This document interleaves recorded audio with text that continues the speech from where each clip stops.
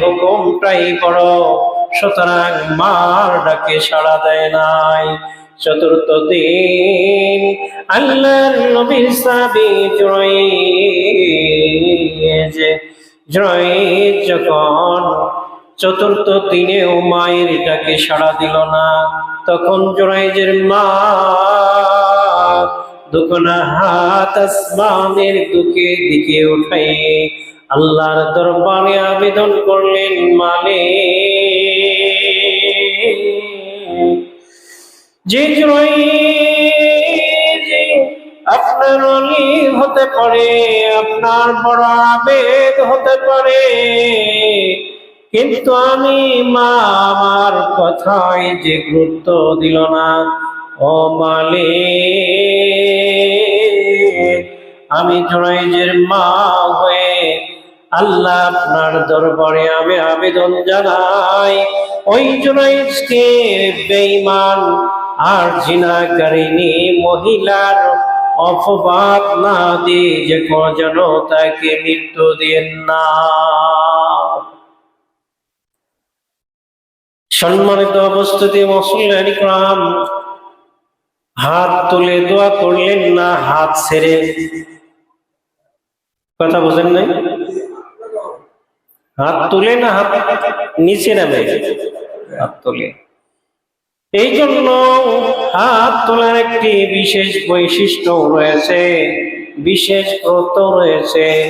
আল্লাহ রাব্বুল আলামিন মারিফুল কোরআনের মধ্যে রয়েছে, তাফহিমুল কোরআনের মধ্যে রয়েছে, সূরা মুমিনুনের ৬০ নং আয়াতের ব্যাখ্যার ভিতরে রয়েছে, যার দুখানা হাত আছে আল্লাহর দরবারে দোয়া করলে হাত উঠাই দোয়া করতে হবে, আল্লাহর এটা আবেদন। যার হাত নাই তার কাছে আল্লাহর কোনো দাবি নাই।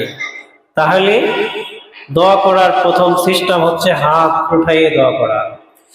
জুরাইজের মা আল্লাহর দরবারে হাত উঠাইয়ে দোয়া করলেন, সঙ্গে সঙ্গে বিদ্যুতের তার চাইতে ত্বরান্বিত গতিতে জুরাইজের মায়ের দোয়া আল্লাহ তাআলা কবুল করে নিলেন।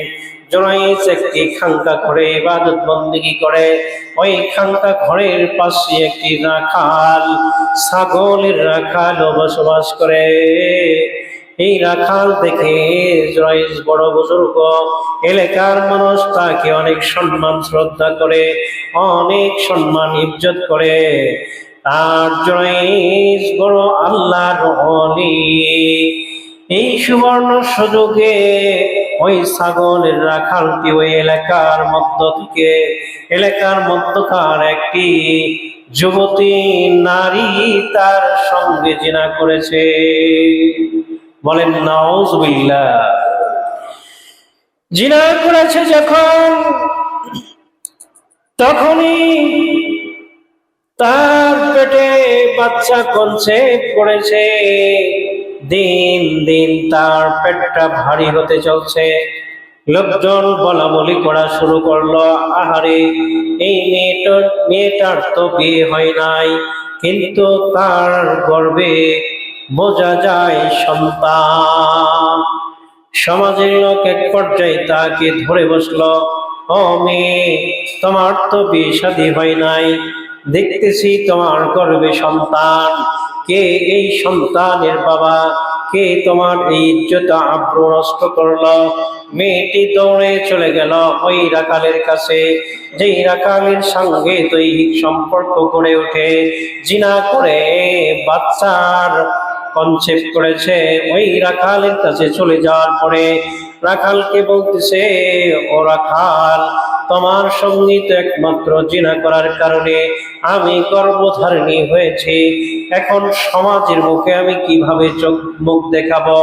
সমাজের মানুষ তো আমাকে কলঙ্কিনী বলতেছে, এখন আমি কি করব? রাখাল বলতেছে, ও যুবতী, তুমিও গরিবের পোলা, আমি তো রাখাল।